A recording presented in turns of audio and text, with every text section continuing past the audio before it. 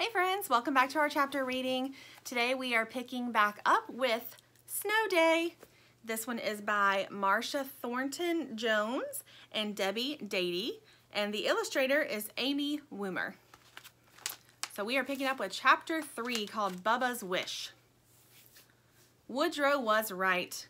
I was sure of two things. Sweetcakes didn't like any dog to make a fool of her. And she didn't like any of us getting more attention from Fred than she got.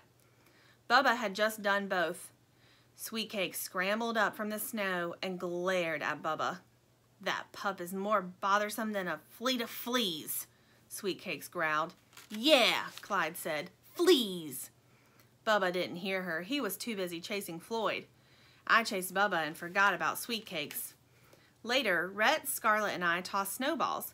I was in the middle of building a snowcat with Blondie when the back door swung open again. Dogs! Fred Barkley hollered. Come inside!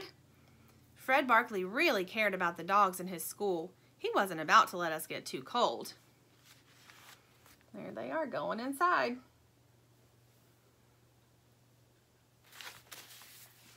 The snow was falling so fast I hadn't noticed how deep it was. Snow was everywhere, and Blondie's face looked like a wet mop. I'll be glad to get out of this cold, she said with a little shiver. Woodrow knocked icicles from one of his droopy ears. I've had enough of this, Woodrow told us. Let's head for shelter. It looks like Bubba got his wish, Floyd added. Snow, snow, and more snow. Bubba? Where was Bubba? I looked out at the play yard. Bubba had just dived off the teeter-totter and was digging through the snow to get into one of the tunnels. Come on, Bubba, I howled. Time to go in. Aw, Bubba whined. I was just starting to have fun. You can have more fun tomorrow, Blondie told him. But for now, it's inside for all of us. Our humans should be coming to get us soon. We slowly made our way back to the back door of Barkley's School for Dogs. Hey, wait for me, a tiny voice yipped. We all froze, which wasn't hard considering the snow. I looked around and counted my buddies' noses. Woodrow, Blondie, Floyd, Bubba, Rhett, Scarlet, Sweetcakes, and Clyde.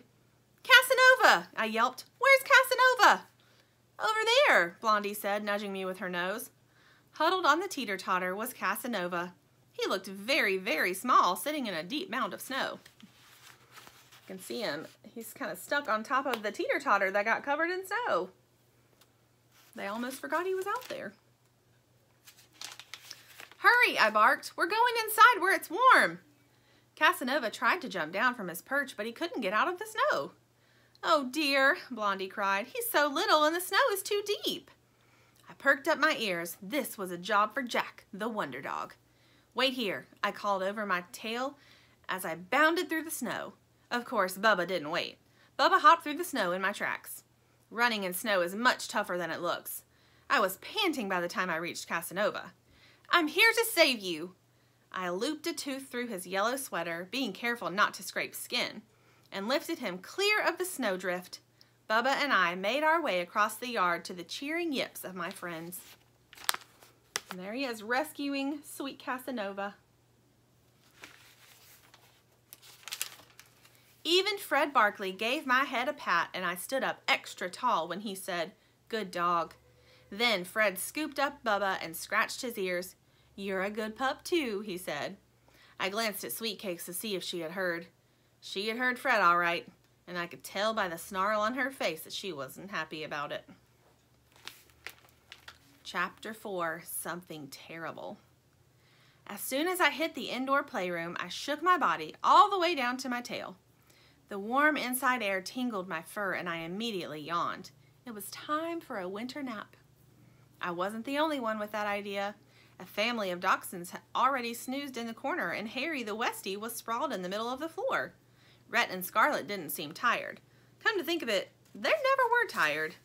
They tossed a tennis ball back and forth. Woodrow wasn't snoozing either. He usually never passed up a napping opportunity, but now he sat with his nose against the window.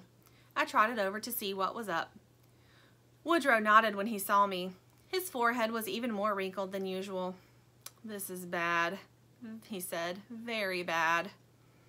What Woodrow said next sent chills running up and down my back. Something terrible is going to happen. There's Woodrow looking out the window. He looks really worried. I pressed my nose against the window to look outside. Snow pelted the window and a gust of wind rattled the glass. "Don't be silly," I told Woodrow. "It's only snow." Woodrow sighed and looked out the window again. "Just wait and see," he warned. It's not in a wonder dog's nature to sit and wait. Instead, I curled up and snored. I dreamed my favorite dream. Maggie and I were running through the park. She laughed and threw a ball for me to chase. Suddenly, my dream turned bad because when I brought the ball back to her, she was crying. "It's awful, so awful," my human cried, giant tears dripping down her nose and landed on my forehead. "Huh?" I gasped. "What?" I shook off her teardrops and ended up shaking myself right out of my dream.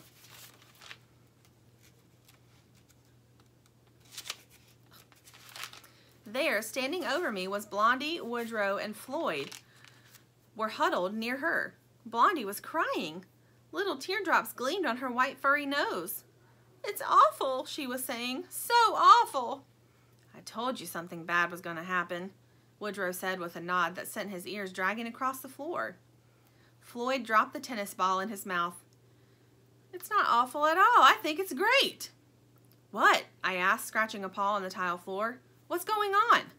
Blondie wiped away a tear with a delicate paw. "We have to spend the night here," she whined. "It's growlific," Floyd said. "It'll be just like the sleepovers my human has. Maybe Fred will make buttered dog biscuits and show movies." "Sleepover?" I asked, trying to figure out what Floyd was talking about. There they all are, trying to figure out what's going on. Blondie looks so sad. "Don't you get it?" Blondie asked. "We're stranded. The snowstorm has turned into a bad blizzard, so our owners have to leave us here for the night. I know because I overheard Fred on the phone." Woodrow nodded. "We're trapped." All right, that's the end of chapters 3 and 4. Come back next time and we'll see what's in 5 and 6. Bye, guys.